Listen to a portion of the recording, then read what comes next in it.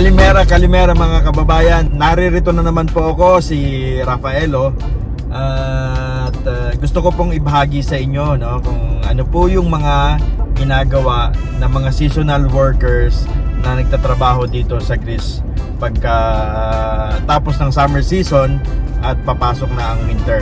So sa winter season po, marami po sa ating mga kababayan ay nagdedesisyong umuwi sa Pilipinas dahil syempre gawa ng pamilya at kailangan din po nilang umuwi as a seasonal worker kasi nga po ay yun po ang utos ng batas dito sa Greece, no, na kailangan umuwi ang mga seasonal workers.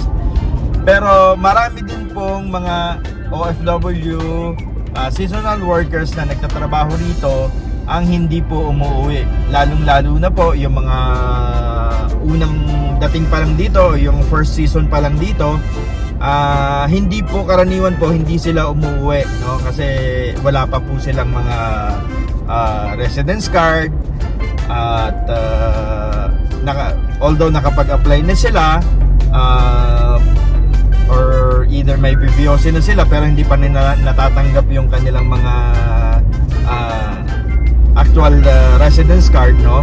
So hindi pa po sila umuwi. So ano pong nangyayari sa kanila? Ano po bang ginagawa nila dito? Bakit sila hindi umuwi? Dito po meron silang mga option na magtrabaho during the winter time. Hindi po sila pinipigilan ng hotel nila o ng employer nila during the summer time na magtrabaho sa ibang amo, no? Ang karamihan po dyan nagtatrabaho sa olive plantation, no? Sila ay nag-harvest ng olives. O yung iba naman nagtatrabaho sa mga packaging company or sa mga ibang manufacturing companies, no? Yung iba naman po ay nagtatrabaho sa mga greenhouses, sa mga nagtatanim ng kamates, ng mga gulay in general, ano? Kaya lang kailangan natin hindi tayo maging maarte sa maging mapili sa mga trabahong ino-offer sa atin kasi hindi naman ganun karami yung mga opportunities or sometimes mga trabaho na ibinibigay or ino-offer ng sa mga OFW dito, no? Paswertihan lang din. So, ang karaniwan talaga nagiging trabaho ng mga OFW dito ay sa olive plantation, no? Medyo malaki din ang sahod nila doon, no? Umaabot din sila ng 50 euro per day, no? Depende na po 'yun sa kukuha sa inyo or sa kumukuha sa kanila kung ililibre pa sila ng pagkain. Pero ang alam ko, libre bahay sila, no? So, para po doon sa mga baguhan na gustong pumunta rito at nagtatanong kung ano bang mangyayari sa winter time, yan po, no, meron kayong option na magtrabaho dito during the winter time. Kaya lang kailangan talaga merong tutulong sa inyo or maghahanap sa inyo ng magiging trabaho ninyo during the winter time kasi nga wala pa kayong kakilala dito, wala pa kayong mga connections, so kailangan mayroong tutulong sa inyo.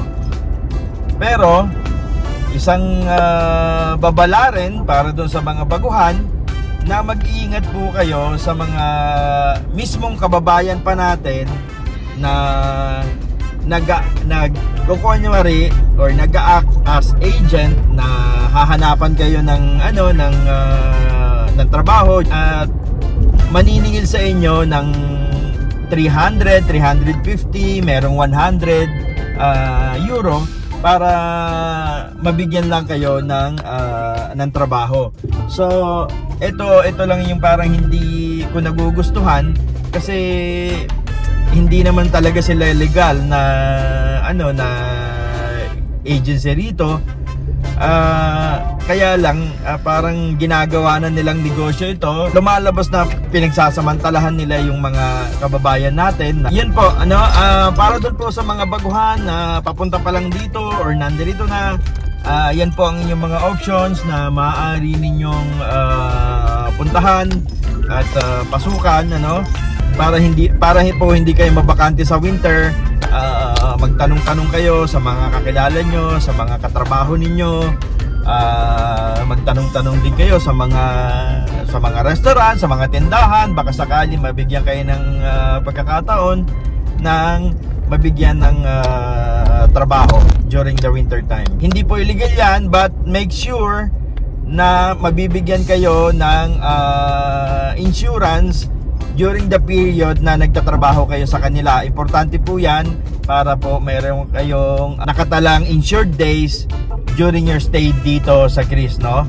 At magagamit nyo rin po yan in the future pagka gusto nyo nang mag-apply ng unemployment benefits, dahil yung pong inyong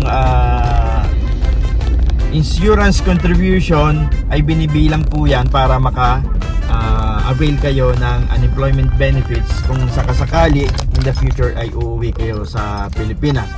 So, yun lamang po mga kababayan, at sana'y nakapaghatid ako sa inyo ng may kahit kaunting informasyon. At hanggang sa muli po, ito pong muli, si Rafael.